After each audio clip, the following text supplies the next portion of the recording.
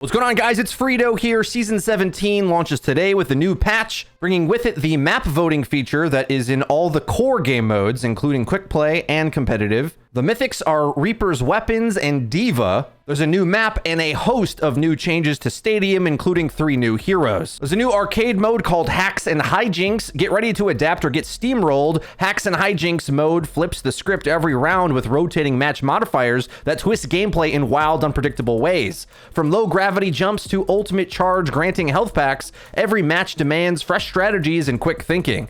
Hacked by 8-bit Somber herself, who's turned on the cheats and broken the rules for everybody. This limited time mode runs on control maps only, so embrace the chaos and remix your Overwatch 2 experience in 8-bit with Hacks and Hijinks. That mode's available July 15th through the 28th, so in a few weeks. Now on to the balance changes. General, damage roll passive healing reduction increased from 25% to 30%, and base health regeneration timer has increased from 5 to 6 seconds. The devs say these changes are intended to broadly increase the impact of damage roll heroes and slightly reduce the amount of healing sustain felt in moment-to-moment gameplay. A lot of high healing support characters were seeing widespread use last season, but also as well, whenever the DPS passive is increased, the tanks that don't have damage mitigation suffer the hardest, especially if they expect to lifesteal their way to victory like Queen or Mauga, or self-heal like Roadhog. My only problem with this change is that it tends to slow down tank gameplay the most. However, all the other roles benefited more from the self-healing passive, so perhaps that evens that out. Junker Queen's commanding shout overhealth has increased from 175 to 200. Allied overhealth increased from 50 to 75. Duration for self reduced to 5 to 4 seconds. Allied duration increased from 3 to 4 seconds.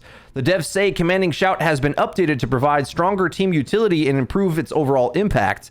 The adjustments rewarded well-timed use by increasing survivability for both Junkrat and her allies. The reduced duration for Junker Queen is a double-edged sword. She doesn't have the speed boost for as long, but the cooldown rotation is quicker since the cooldown begins once the effect ends. Keep in mind, these buffs are coming with the DPS passive buff, rearranging the Shout to be a bit more of a short-term burst of power that you actually get more often, as that first second of using it is likely when you're getting the actual impact out of it, closing the distance to land your carnage. And 4 seconds of duration for the Shout on teammates is strong, I think. 75 over health per teammate. It feels like 100 years ago, but when Queen launched and she was her strongest, when the Shout was too good, that is when she was meta. Next up, Mauga's Berserker passive overhealth conversion rate increased from 40% to 50%. Berserker's overhealth conversion has been reverted to restore some of Mauga's durability to a more balanced state following previous changes. Especially in the hero ban meta, I find Mauga a lot more interesting in Overwatch 2 5v5. He's quite hard to play, in fact. And remember, with the DPS passive, he's 100% going to have that on him all the time. Ramatra's Nanite Repair perk healing per second has been increased from 50 to 75. Nanite Repair's healing per second has been increased to enhance its consistency and overall effectiveness during the short duration of Ravenous Vortex. Here's the problem with these self-heal or defensive style perks.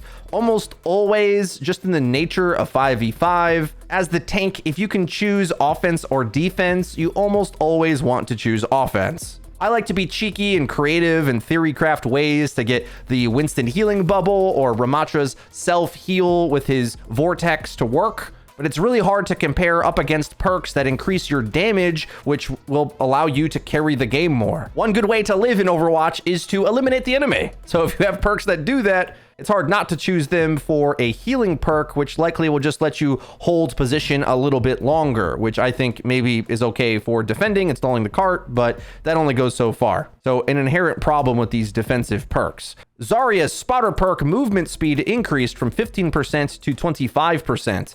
Graviton Crush perk damage dealt over time increased from 30% to 40% maximum health. The devs say Spotter and Graviton Crush receive target buffs to improve their effectiveness and ensure they remain viable choices alongside their counterpart perks. Zarya's got some great perks, because these perks are competing up against Cleaving Beam over 50 charge, or the Rocket Jump perk for the Miner. She's already one of the higher banned heroes. Well, I should say higher among the non-Sombra bans. She's the most banned tank, I believe, because her matchups against so many other tanks are so good, which is always what makes the Zarya doesn't work in 5v5 argument not make any sense to me at all. It's actually kind of the opposite. She's too reliable against too many things that she gets banned the most out of any tank. A cool thing about buffing perks, though, that even though if the hero is a good performer, you're only going to get one of the perks per slot at a time. The major one that I think looks really good to me is the added movement speed on allies. Because if Zarya is into a peel playstyle, giving movement speed to like Ana or Cass is pretty nuts, giving them a lot of spacing opportunity. Another one is on the aggressive end where you bubble, let's say, your nano-bladed Genji. That's a free team fight. I like picking the Graviton Crush perk if I know I'm not going to be rocket jumping around that much, or if the enemy's got support ults that I'm hoping the extra oomph from my ultimate will be able to burst through. Interesting damage changes. The model and hit size volume for Bastion has been reduced by 10%. Bastion's now a short king. The devs say Bastion's survivability is impacted by his large size and his model despite his high health and armor pool. Reducing this model and hit volume size by 10% improves his ability to avoid damage and overall balance. I don't want this guy to be that good. I mean, like, come on. He's so incredibly easy. He's got a minigun that shreds tanks. We don't need Bastion to be very good. Come on, let's stop buffing Bastion. No, bad Blizzard. Echo, tri-shot spread decreased from 1.4 to 1.1 degrees.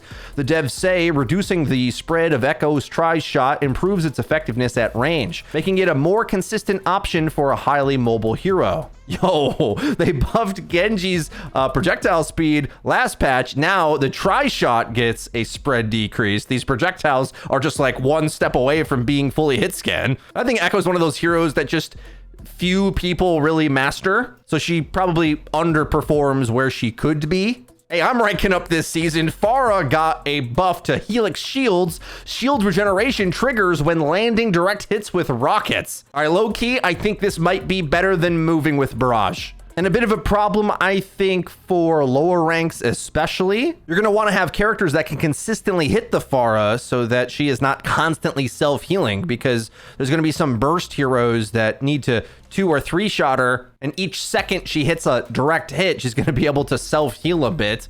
That's crazy good, seeing as direct hits, especially in the new post-season 9 hitboxes, I mean, they did bring them back a little bit, but they're a lot easier to hit now. And my best DPS, so I am totally fine with them making Pharah far too good. I don't know why they keep buffing and overkitting this character, but I'll take it. Reaper's Hellfire Shotgun's damage per pellet increased from 5.4 to 5.75. Now it goes up to 115 damage per volley. The devs say part of the reason heroes like Reaper and Tracer had their damage reduced in the past was due to the shift to the 5v5 format. Solo tanking and less frequent peeling made flanking heroes more effective, along with their strong performance on certain maps and modes like Push and Flashpoint. This is now less of a concern with the introduction of map voting and hero bans, which help limit overperformance, so we're restoring some of their damage potency. First of all, I don't think I've ever seen Reaper banned. Does he get banned? Like, even at the lower ranks, I think you'd ban Sim before you banned Reaper. I don't know, maybe I'm wrong. But you might want to start now because they are boundly determined to have him do more damage. I mean, it's only 7 per volley, but that's 14 more per headshot. That adds up on a tank's head. Also, it just makes his ability to 1 or 2 tap certain characters a bit easier. I don't like this change. I don't care if there's map voting now. We don't need to be buffing characters because of that. Kind of weird. Soldier Stimpack perk on PC. Stimpack default button changed from next weapon to equip weapon 1. Yeah, I'm being real. I tried it once and then I didn't know how to use it, I guess. I picked the perk and never even used it. Tracer's pulse pistol damage has been increased from 5.5 to 6! 6 damage! And they buffed the DPS passive! And her perks are insane. Oh my goodness. Developer comments, similar to Reaper, Tracer's getting back some of the damage she lost due to the past format and map concerns.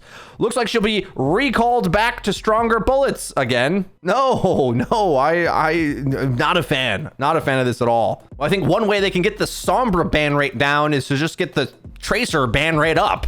That's one way to go about it. Venture Smart Excavator, recovery time reduced from 0.7 to 0.6.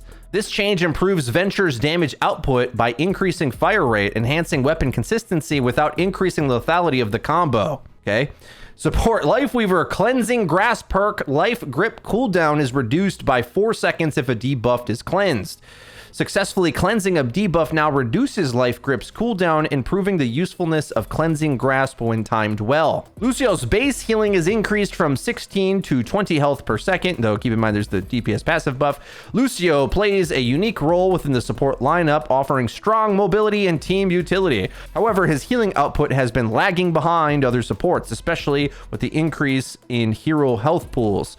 This change makes his passive healing more impactful and better aligned with other support heroes. Moira's Biotic Grasp healing per second has been increased from 70 to 80. We wanted to boost Moira's overall healing output, as she doesn't offer much in direct utility compared to other supports. I mean, yes, she does. She has a cleave attack, being able to pierce through a lot of things matters. That cleave is a form of utility. Directly dueling a Genji is pretty high utility for Overwatch 2. I need them to stop saying this. It's driving me crazy. They've said it for years and it's never been true. And we've reduced some healing impact in this patch through the damage roll passive. We're happy with the cadence of managing her healing resources and swapping to damage to restore it, so we opted to adjust direct healing rather than resource availability or a similar mechanic. Okay, so this patch, it's like they buff several healing output sources, yet also buff the DPS passive. So out of combat healing is going to straight up be stronger in a few cases. But the thing that I don't get is if you take Moira's heal from 70 to 80 and then you buff the DPS passive by 5, you're actually negating the healing less than you did before. So what was the point?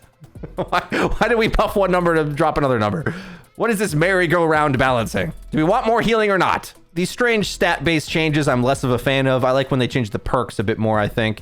Zenyatta's Duality perk increased converted damage from 30% to 40%. Duality has been struggling due to the number of conditions required for activation. Increasing the coverage damage improves its effectiveness when those conditions are met. Okay, there's a long list of stadium changes. I am not going to go through every single balance change nor new item in stadium.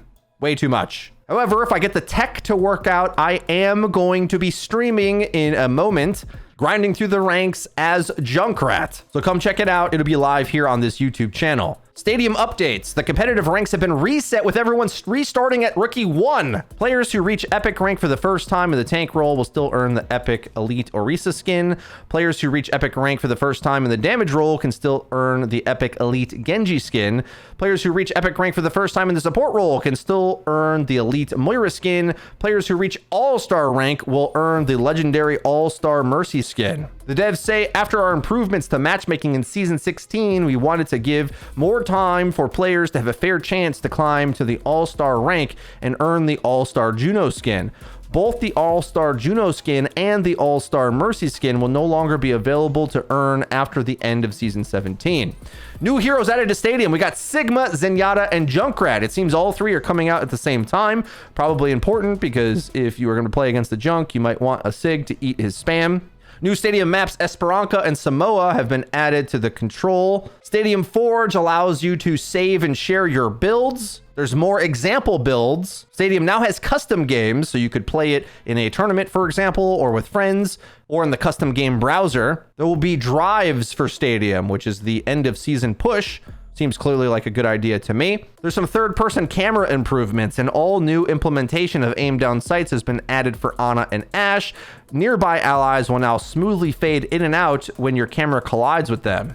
Okay, guys, that's it for now. I want to dig in to actually play the stadium changes because otherwise there's just a long list of numbers tweaks and I don't think it really makes a difference. Hop on over to the stream to check us out playing live one-tricking Junkrat. If you enjoyed this video, please be sure to leave it a like and don't forget to click subscribe and the bell icon to actually get notified when I upload new videos. That's been it for me. I've been Frito. I'll see you guys next time.